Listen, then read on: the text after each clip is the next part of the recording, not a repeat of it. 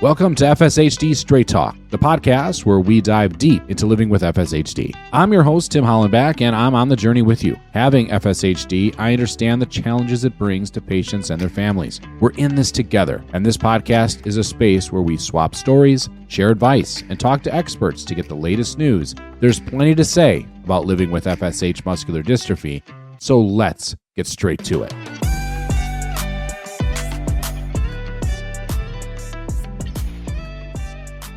Thank you for joining me again on another episode of FSHD Straight Talk. I'm your host, Tim Hollenback, and today's episode we have lined up today is a little bit different.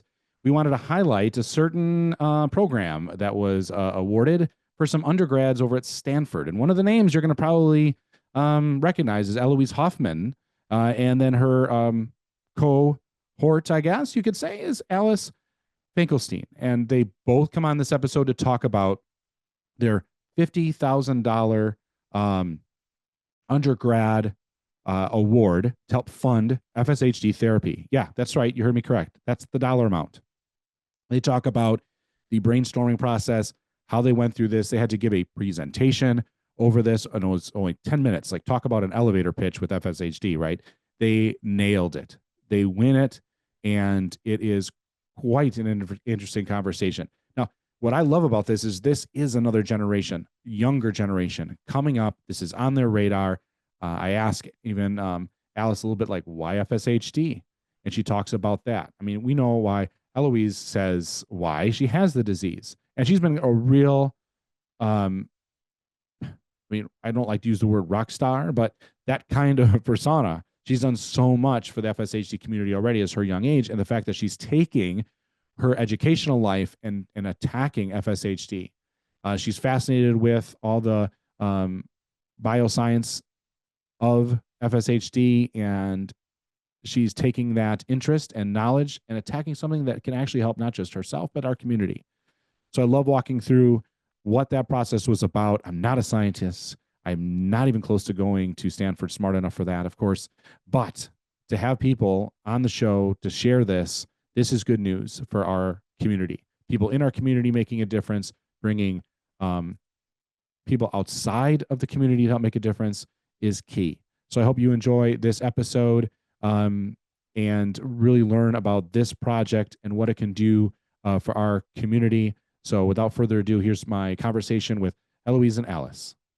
So as promised, we have a great interview here with Heloise Hoffmann and Alice Finkelstein here.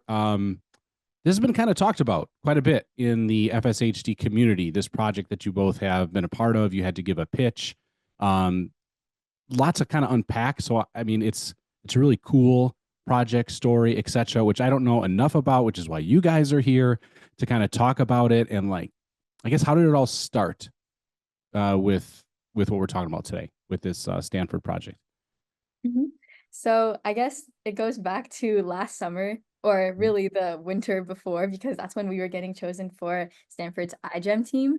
iGEM is International Genetically Engineered Machine, and it's basically a worldwide competition where different teams from universities and even high schools basically present their own genetic engineering projects. And it's something that they work on over the course of a year. In our case, it was mainly over the summer. And then they present it at the Grand Jamboree in Paris. And basically, Stanford has an initiative of iGEM through which we were all selected to be a team, and we all ended up focusing on this FSHD project idea. And Heloise, do you want to introduce it?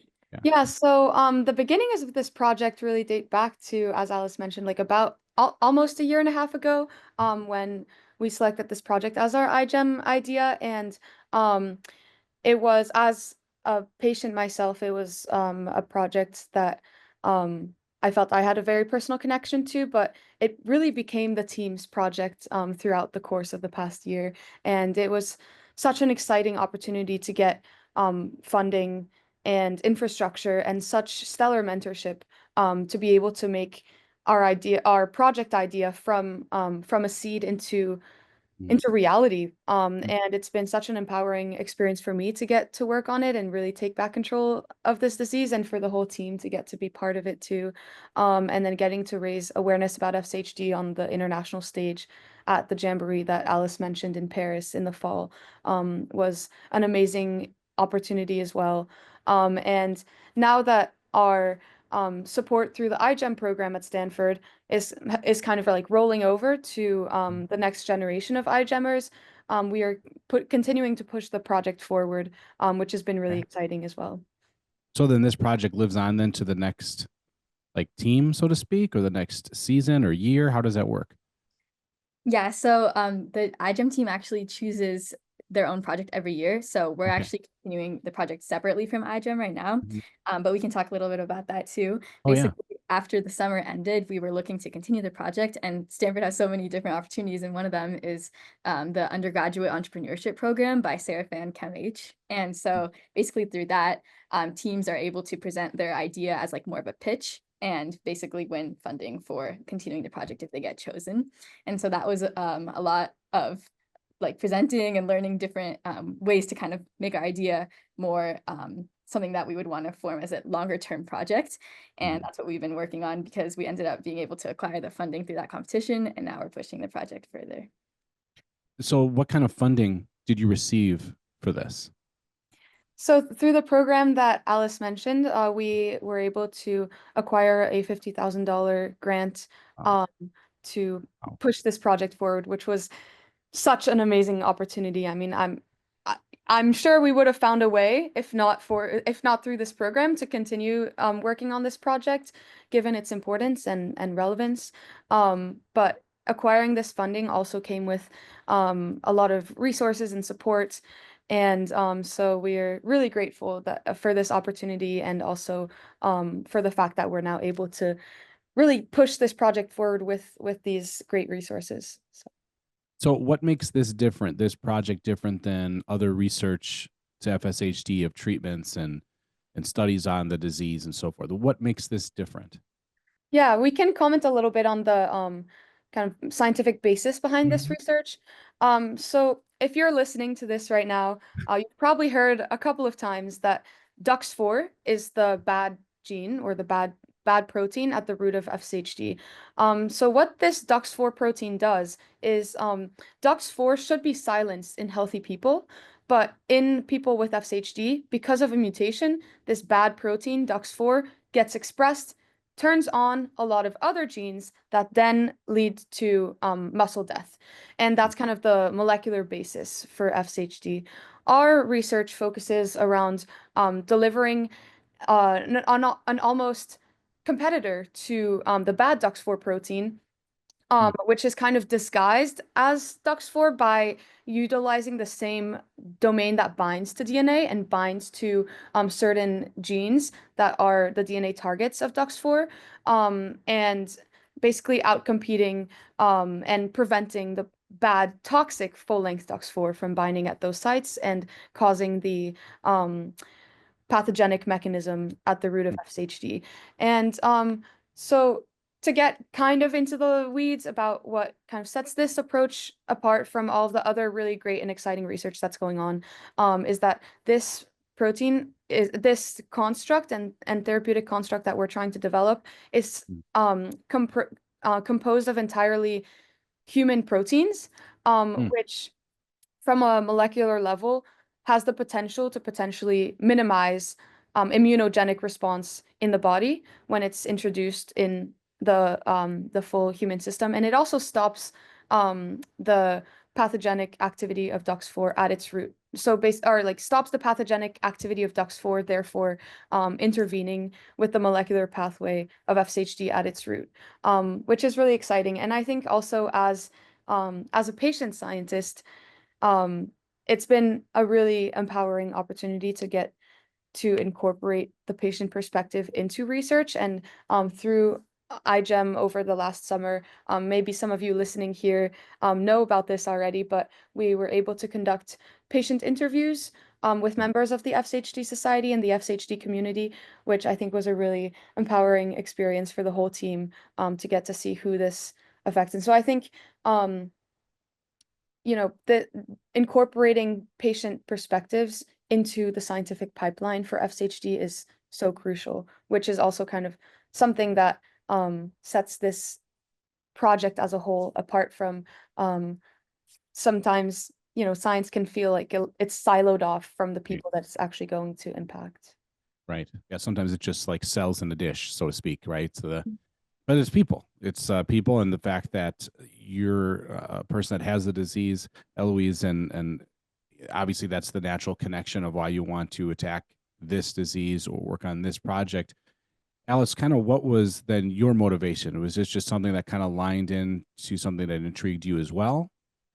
Yes, so basically through iGEM, we ended up focusing, like the entire team was focusing on this project, but instantly almost, I feel like I was just captured by Eloise's passion to Mm. the project and dedication. And basically it made me look forward to the lab every day, and being able to work on something so meaningful and also interact with patients really just enabled me to kind of dedicate my all to the project. And I've definitely become extremely interested, but also just motivated to continue this effort and work on it, because it seems as though there's just so much potential for innovation, and that we're right on the brink of something. And that really is what drives me every day. Nice. That was a great answer. So Eloise kind of energized you, so to speak. I think she has that tendency to do that with people Yes, around definitely. her. Yeah, she does. Yeah, I've kind of witnessed that firsthand.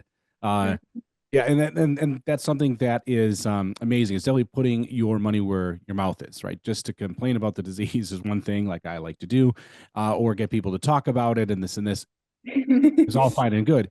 But the fact that you're taking your expertise, I mean, not everybody can understand the disease at the level you both are starting to understand it. Like this is way over my head, of course, which is why you both are here. And why I asked, yeah, okay, how does this work? And like, what's the science behind it? And, what were the comparisons? What else is going on? So then what do you hope this leads to? Because here you get the funding. You say the project goes beyond the pitch and all of what happened prior to get you to this point. So then what's the next steps? Yeah, big question. So we're so lucky right now that we're at a point where the FSHD space is moving at breakneck speed. We've built up so much momentum over the past years. 30 years ago, scientists barely or were just starting to understand what gene was causing the disease. Like we didn't even know what the cause of the disease was. Now we not only know what the cause of the disease is, but we know how to stop it. And we have acquired so much momentum to actually get to a point where we're going to have an FDA approved drug soon. And so I just want to preface with that overall the field has just moved with breakneck speed. And I think in large part due to the advocacy efforts of the community and raising awareness about what this disease does and why we need to fix it. And so I think the goal for this project is definitely to add another option to that bucket of treatments that might become available. As Alice mentioned, I think we're really on the brink of something, and this could have a real impact. And so if the data, we're still in the early stages of experiments, but if the data continues to look this strong, you can count on us to do all that we can to actually push this to the finish line. But overall, the field is just looking so Yeah. exciting. So I'm really looking forward to what's ahead. You mentioned then taking a competitive, to steal your word, protein, right? Kind of to, I guess, fight the DUX4 protein. So then how does that look like, do you think, as and this either one of you could answer this perhaps, but how does it look like then, do you think then as a treatment? Like what would that ideally look like for people?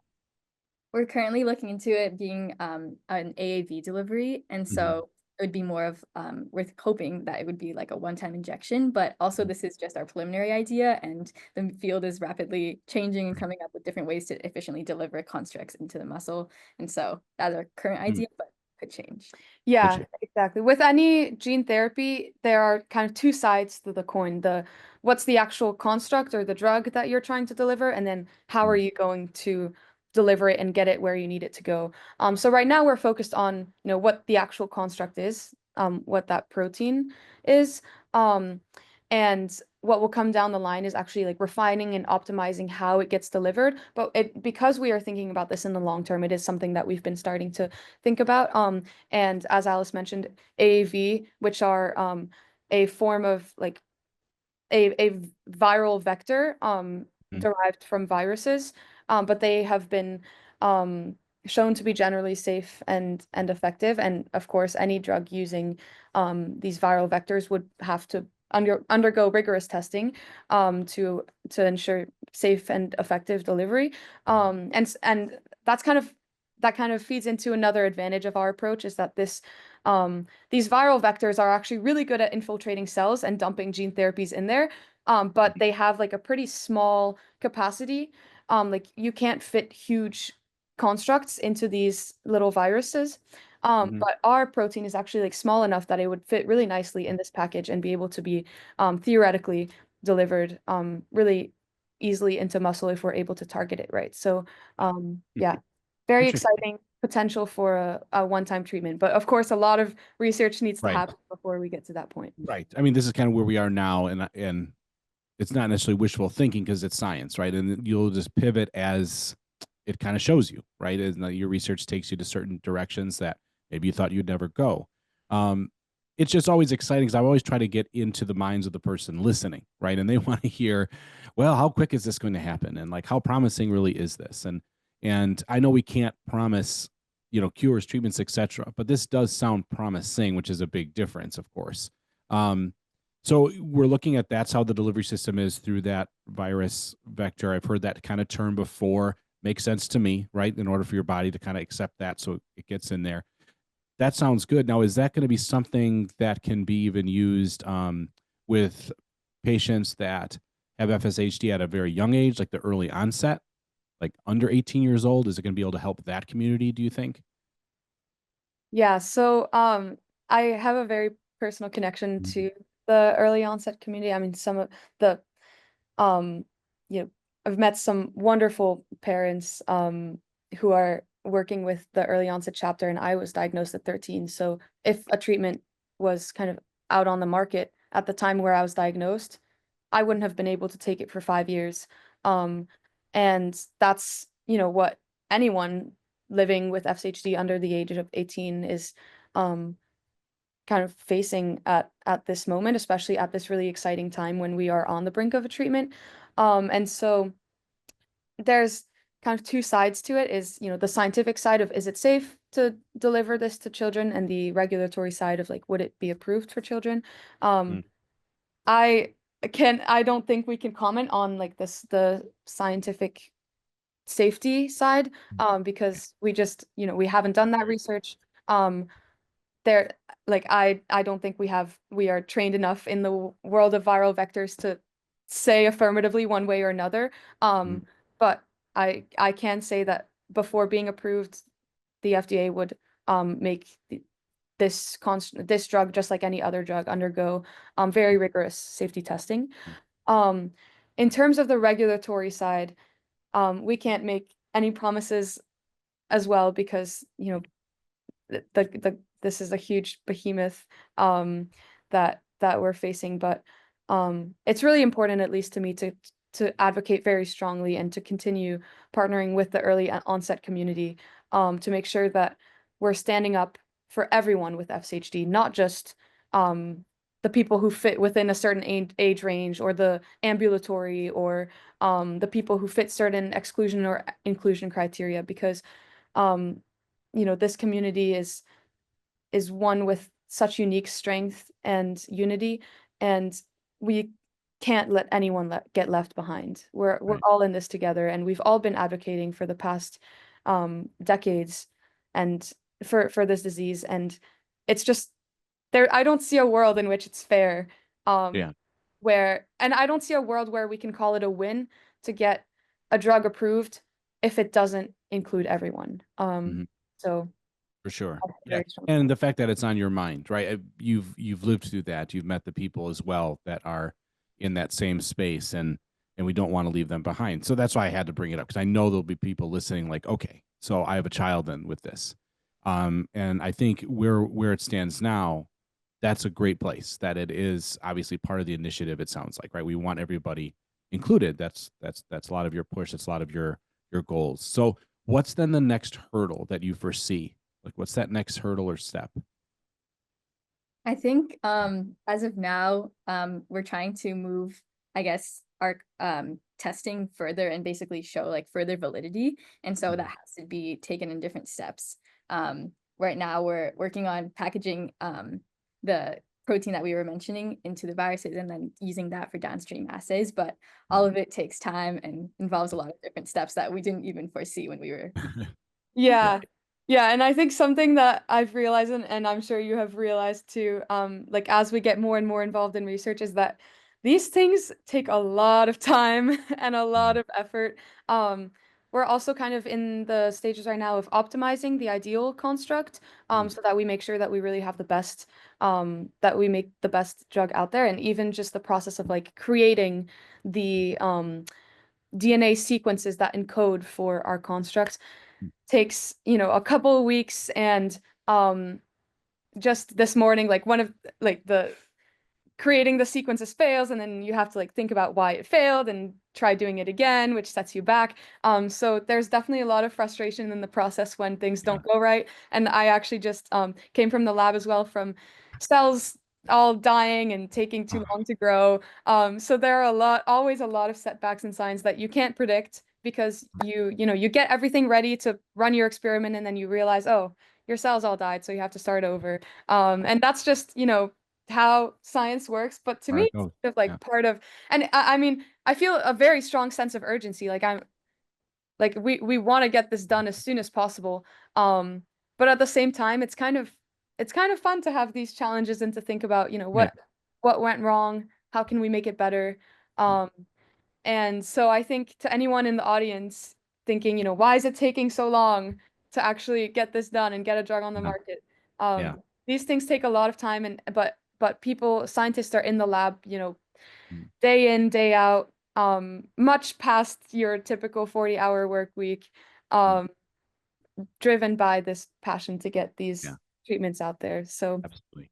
Yeah, it takes a lot, right? A lot of energy. And I know people also have to sleep and you have to eat and you have to do all the other things too. So, and maybe have some fun once in a while. So you're right, you got to have the pause and the breaks within the studies and the hard work that you're doing. But the fact that you're another group that is working at it is fantastic. You know, to have that much attention drawn to this disease where there wasn't so much not that long ago, as you mentioned, is huge. And I hope that everybody kind of understands that. And I think that's the whole purpose of having you guys here today is like, here's yet another, you know, pathway to hopefully a treatment.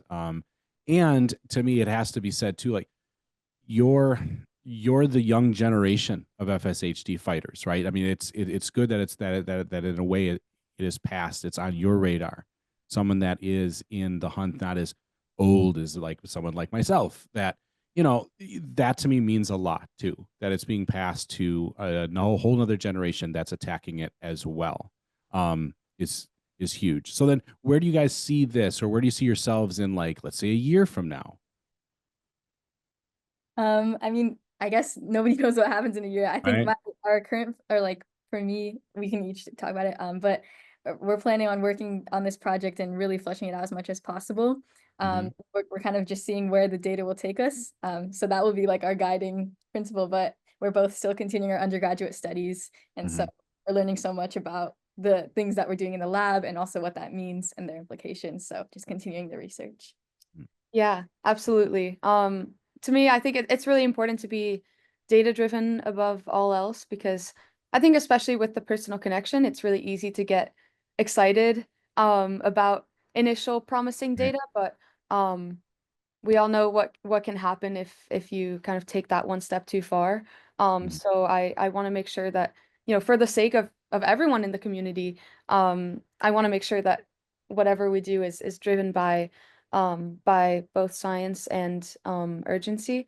So in a year, as Alice mentioned, who knows where the project will be? Maybe all of the cells will cooperate, and we'll get really lucky when we do our cloning experiments, and everything will be able to move really fast, or maybe things will move a lot slower than we anticipate. Mhm.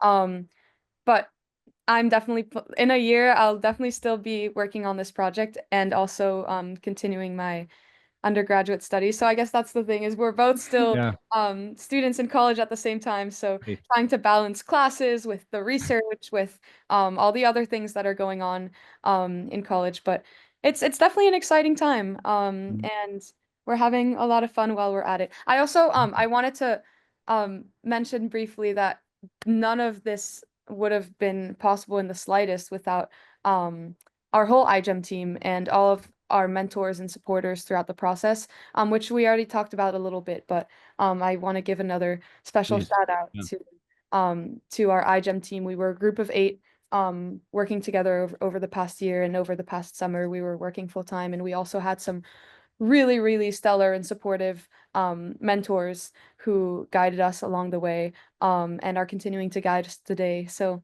Awesome. yeah, it would have not been possible in the slightest without all of their support. Yeah, teamwork makes the dream work, I hear. Yes, Absolutely. absolutely. Absolutely. So yeah, any then final thought that you want to make sure that we hit all the right things about this? You know, everything that you wanted to tell the people that are listening or watching to make sure that they know, you know, what's everything about this project, everything about what you're doing. Is there anything that we missed, I guess? I just wanted to mention, if you're an FSHD patient watching this, Mhm. we this seems to be kind of the common theme of this discussion, but be hopeful. There is so much on the horizon. I know that some days are much harder than others. Some days you feel like this disease is controlling you, and that we're losing time, and that we don't have time to lose, which is true. We don't have time to lose, but the scientific community is moving at breakneck speed relatively to many other fields. And I think that's largely driven by you and by the whole community that has continued to advocate and stand up for the community to make sure that scientists and regulators know what this disease does and how it affects us, and why it's so important and urgent that we get a treatment. And so, stand up, whether physically or emotionally, Right. Right. um, and get angry, raise your voice, and most importantly, don't lose hope in your heart, because I think hope is really the thing that's been driving me over the past couple years, um, to stand up for myself and to take control of the disease that once controlled me. So Nice. Wow. Well said. As usual. Well said, Eloise. Well, thank you both for joining us and taking some time to talk about this project. It's all over FSHD Society's website, so those that want to learn more about it. Is there anything else that you want to plug if people want to kind of follow what you guys are doing? Anywhere they can do that? No? Maybe? Not sure. we've been hopping onto some Zooms and talking about it. So Great. definitely check out those talks on YouTube if you want to learn more. And I'm sure that we'll continue to be in touch and share updates. Oh, yeah. There are also a lot of while we're talking about the FSHD Society's YouTube, all of Tim's shows are up on there, and Thank that's you. a plug for you right there. That's really good. Thank you. And also a lot of the community gatherings are up on there too if you want to learn more. So Well done. Nice plug. Well done. Well done. So, Well thank you done. so much again Yeah. for having us and letting Of us course. speak about our projects. Absolutely. It was a blast. Yeah, we'll definitely have you guys on again because I know there's gonna be more updates, I'm sure. And hopefully they'll all be positive. I'm sure they will. So we appreciate everything you guys are doing. Thanks for putting some more hope into this path for a treatment. We really appreciate that. Thank you. Hi, everyone. I've got some exciting news for you from the FSHD community. If you've ever felt the unpredictability of FSHD or wish there was, more accurate research and information out there, and I know you have, then listen up. I'm thrilled to tell you about Better Life FSHD, a groundbreaking new research platform from the FSHD Society that's changing the game for those of us living with FSHD. Better Life is your one-stop hub for tracking symptoms, accessing personalized resources like articles and videos relevant to you. And the best part, as you take surveys and track your symptoms, you provide FSHD researchers with better data to understand this complex, understudied disease. And a better understanding can lead to faster treatments, something every one of us can get behind. So ahead over to betterlifefshd.org and join the study. It only takes a minute to get signed up. Together, we can change the future for everyone affected by FSHD. I've done this. It's a simple process. I challenge you to do the same. Again, that's betterlifefshd.org. Now let's get back to the show. What a fantastic conversation with Heloise and Alice. It blows my mind, the science side of FSHD, to the point where I understand the base of DUX4 and what it all means and the breakdown. And I've heard many people describe it, like how they talk about it. But more importantly, I love their knowledge of it or interest in it to turn into a treatment and then have the skills, talent to give this presentation, all the work put into it with their team. Cannot forget that it takes a team, which is one of my takeaways for sure in this episode, is it takes a team. And then to win that 50K is just incredible. So bravo to them. I'm glad they could spend some time to kind of share that process, like how it went. The biggest takeaway for me for sure, though, is, hey, this is something that they are working on treatment. They are working on it for sure. And this is hopefully pushing forward in the right direction. This is one of those times where we want to highlight those things. Don't forget to listen to past episodes, some great interviews out there with some amazing people in our community. They do such a great job coming on the show. If you want to come on the show as well, make sure you reach out to me, FSHD Radio at FSHDsociety.org. I think I failed to mention that on the front end of the show here. Apologize for that, but that's the email, FSHDradio at FSHDsociety.org. Follow the show, like it, share it beyond the FSHD community would be appreciated. The more people hear these inspiring stories, if it's about a project for a treatment and cure that's going to help get some push in the right direction, or if it's someone that is coping or a caregiver dealing with FSHD, we want to hear from them and then have that story, of course, go out to so many that we believe it can affect in a positive way. To be vulnerable to share your story here, yes, is something that can be tough to work through, but I hope I can help you do that. If you're really inclined to be on the show, trust me, I think it's going to be worth your time to share your story with so many. We've had amazing guests do exactly that. Reach out. Hey, I'd like to talk about this. I'd like to be a guest. And we have planned it, recorded it, and aired it, and you've enjoyed it from there. So please do that. Please do that. So thank you all for listening to another episode here of the FSHD Straight Talk podcast. More to come as we work through the year. Not too far off is World FSHD Day, June 20th. So hope we all celebrate, so to speak, that day as we do that here at the FSHD Society and maybe through the podcast. And so many other great guests are coming down the pipeline here with some great episodes. So keep following the show, keep following the podcast. And thank you again for listening to FSHD Straight Talk.